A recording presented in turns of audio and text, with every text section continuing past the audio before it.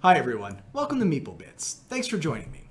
Today, we're going to play Custom Heroes, a game designed by John Clare, published by AEG for 2 to 6 players, with a playtime of roughly 45 minutes. Custom Heroes is a kind of a card enhancement deck builder type of game where everybody is trying to get rid of their hand as quickly as possible, while along the way collecting modifiers that are going to alter the course of the game as it goes on. So join me as we do a quick setup and playthrough of Custom Heroes. Hey everybody, welcome back to a 3-player setup of Custom Heroes. So the components that we're looking at in Custom Heroes are going to be a deck of cards inside of sleeves. Whoops, nope, not that one. Deck of cards 1 through 10. Different types of customized cards. All clear that you're going to slide into the things. Player board, which gives you a little bit of reference about how to do the scoring. So in a 3-player game, as you see here, the first place person, there we go, first place, is going to receive 5 victory tokens and 1 custom card, but no coins. 2, 1, and 2, and then 2 and 3. The star -3, as you see here, reset to 9 if you have more than 10 if you're last place. That's basically what that means. You're going to lose some stuff.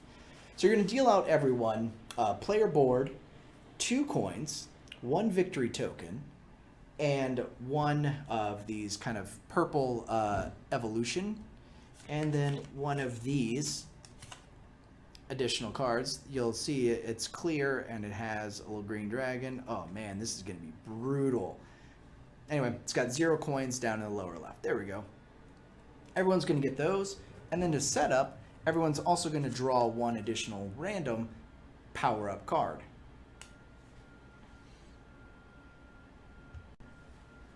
So the purple ones are called Ascend forms, and then this little baby dragon guy is called the Kadora. It's a card advancement card. So anyway, that's your initial setup. And how the game is played is you're going to take the cards, so 3, so for in a 3-player game, you're going to take 10 cards times 3 and shuffle them all together. So that way there's 3 of each number of card as you're shuffling through. Once you've done that, you're going to deal out that hand that you've shuffled. So in the 3-player game, we've got 30 cards. We're going to then shuffle out 10 cards to each player. So we're going to deal out the deck basically evenly no matter how many number of players are there. So you start off with the enough tokens, that way you can play any of your cards. So playing around. In a round, whoever is the first player, as you choose whoever is going to go first, they're going to go through their hand and they're going to play any number of cards that they'd like. So let's just say this is the hand as an example. They're going to play out, let's say they put 1, 1. But if they had 2 1s, they could put out 2 of them. And the object is to get rid of your hand before anyone else. And that's how you go out first in the round, is by being able to get rid of all of your cards first. And the player that does that is going to get the most victory points in the round. Once a round is over, you're going to then kind of reshuffle and deal out. And then the person that was in last place in that round becomes then the new first player for the next round. And that's your basic setup. Now let's talk a little bit about strategy and the different type of power-up cards that you're going to get. So if you ever want to power up a card to meet your requirements as you're playing the game, you can then take these clear cards and slide them in over top of something else.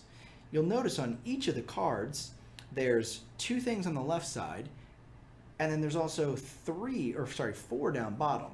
It's important to note that you can have no more than 4 power-ups on any card.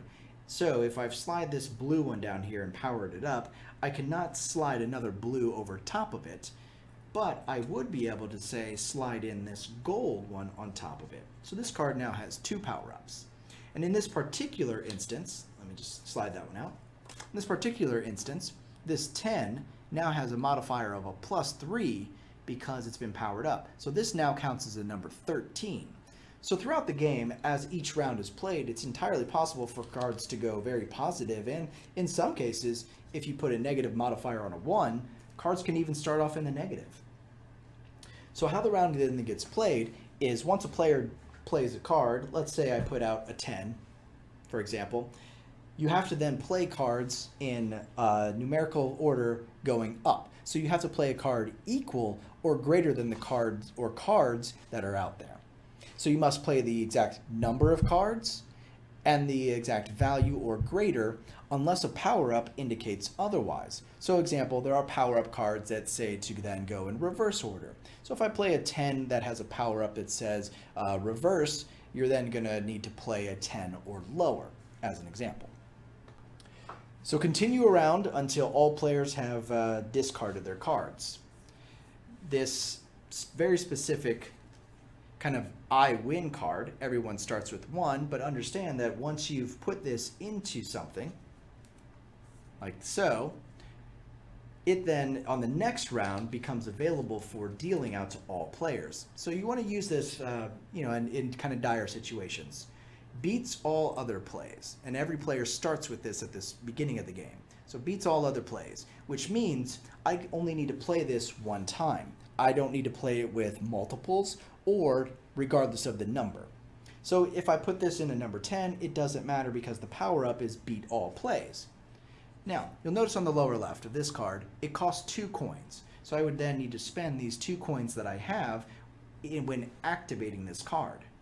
However, if I were to say play this card like this, but only play it as the 10 and not using its ability that costs 2 coins to use, then I would actually get 1 coin in return.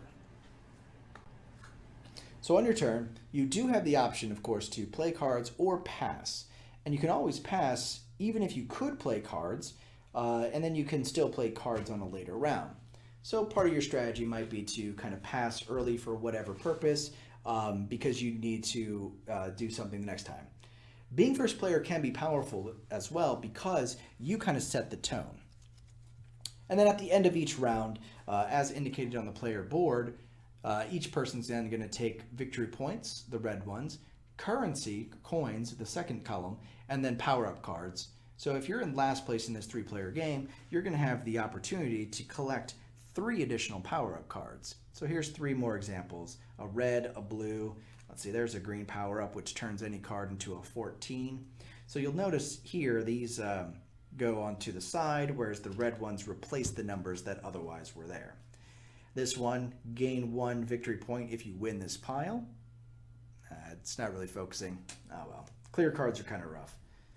This card counts as 2 copies of itself. Can I get that focused? Ooh, nice. There we go. So just an example of different power-up cards. So that's the game. That's the setup. Let's go ahead and dive into a quick playthrough of Custom Heroes.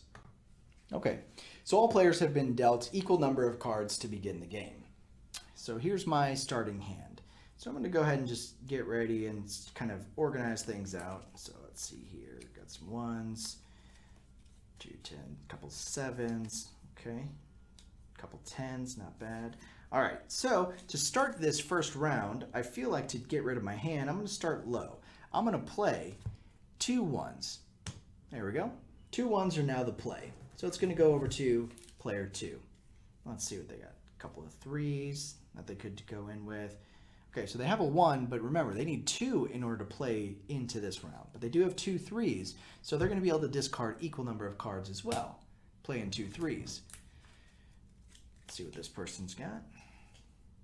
Okay, 2 4s. Round keeps going. Yeah, they're going to go ahead and discard 2 more as well. 2 4s. So everyone's still in this round. Going back to then the next person. What do I got? Ooh, 2 7s. Nice. Play 2 7s. Can this person play 2 7s or greater? Oh, they got 2 8s. Oh, they have 3 8s.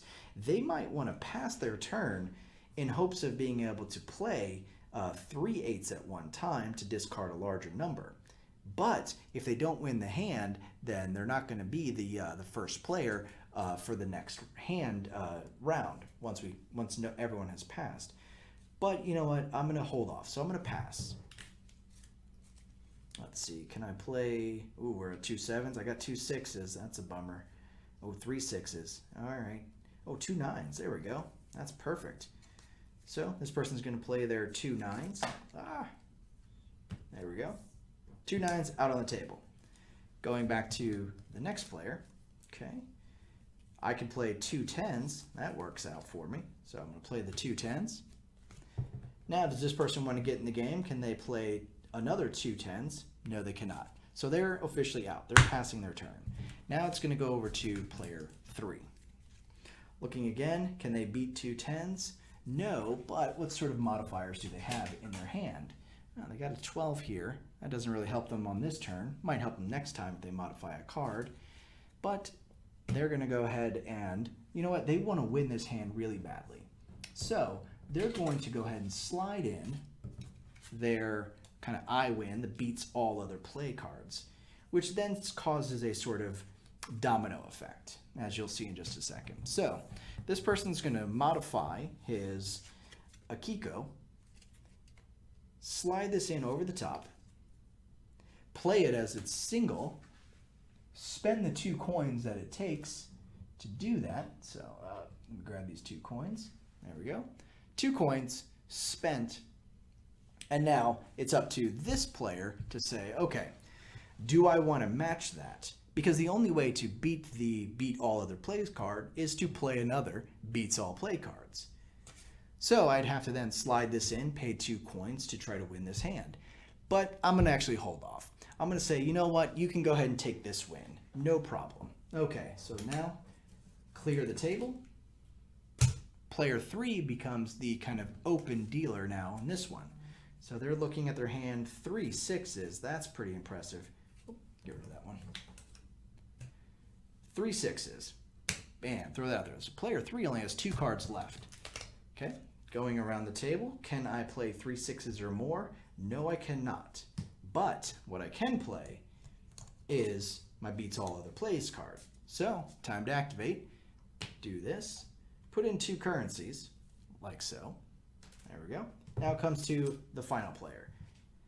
They basically, well, had I not have played that, they could have played 3 8s, and that would have been really beneficial for them. But again, they would have to then say, I'm going to play my beats all other plays card as well, which, you know what, I will go ahead and do, because they want to be the first player next turn so that they can open up. So to do that, spend the 2 coins. There we go. And now it comes back here. But they've already played their beats all other play cards, so they couldn't play another one.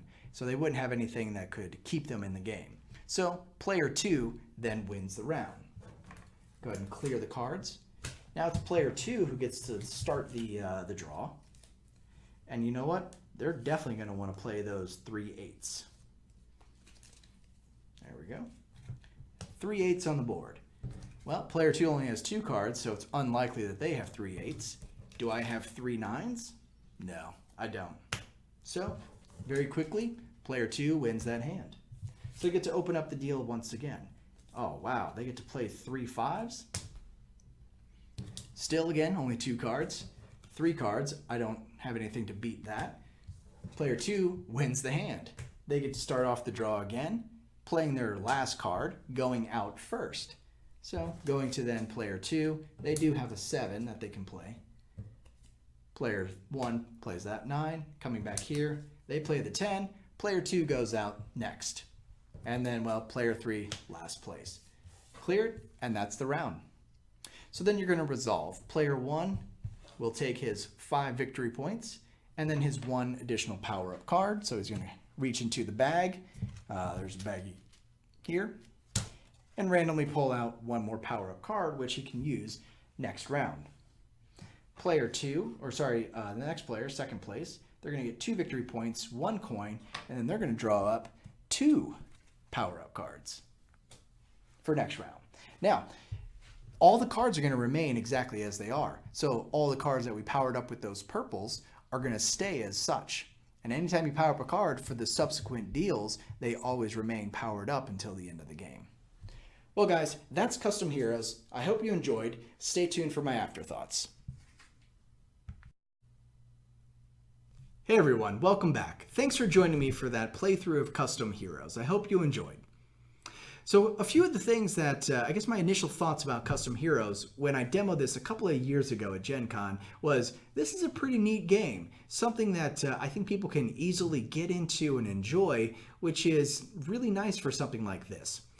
I really enjoy the card modifications because it really kind of adds replayability, because I think there's something like 100 different power-up cards throughout the deck. So there's always options, and there are some that are the same, but there's so many in there that it really kind of adds replayability, kind of makes things unique during every playthrough. A couple of times as we've gone through it, we've had some players put a lot of negative modifiers onto the 1 cards. So we've started hands at like -3 with a reverse. So unless you had a -4, you weren't able to get into the hand. So things like that are really interesting about this game and kind of add to that fun factor of what's going on, because you never really know what's about to happen. A couple of things that I guess I didn't care for when it came to this game is it sort of drags out for me a little bit. And what I mean by that is there's no set number of, there is a set number of rounds. I guess it's, I think, 6 total rounds. Then if there's still not a winner, then it goes into like a do or die situation between the top 2 players. But I feel like a better round marker for something like this would be roughly 5. So I wouldn't go into like a death match between 2 players on a final round, but the person that's amassed maybe the most points in, say, 5 rounds. Because if you're so far behind and you haven't won a hand, it's really hard to kind of catch up. So why should you buy Custom Heroes? Well, it is a fun game with a lot of neat artwork, and as you slide in the power-up cards, I gotta say, you know, the artwork is on point. So when you slide in, say, a power-up card onto one of the heroes, it really looks like they've added, say, a weapon to their hand. So in one case, it's like a foam finger, or it could be a really epic-looking sword. So it adds like crowns to their heads, and that kind of artwork and that spot-on ability is really neat. Why should you not buy Custom Heroes? Well, look, like I said, it can drag out a little bit, and it looks like it's quick to play, and it looks like a nice filler game, but understand that you're probably going to be at the table for at least an hour. So if you're looking for a quick 30-minute game, this probably isn't going to be for you. But overall, guys, everyone that I've enjoyed this, everyone that I've introduced this game to has really enjoyed it. So it's something that I've been able to get to the table a number of times because, again, it's got that low level of entry and easy to understand, what's going on. You're powering up cards, you're playing as many as you can to get rid of your hand. Very simple, very streamlined. But like I said, a couple of modifications to how victory happens might help the game move a little bit faster. Anyway, guys, those are my thoughts. I hope you enjoyed the playthrough and the tutorial. If you like the content, please give me a subscribe. I'd really appreciate your support and everything that we're trying to do here at Meeple Bits. Anyway, guys, thanks for watching. If you have any comments, please leave them there. Happy to answer them. Happy to help out. If you've got any corrections for mistakes that I've made, please also leave those in the comments as well. I take those in stride. I try to deliver, the right type of playthroughs, but I think I've messed up probably once or twice along the way in some of my videos. So anyway, guys, thanks for joining me. Until next time, thanks for watching.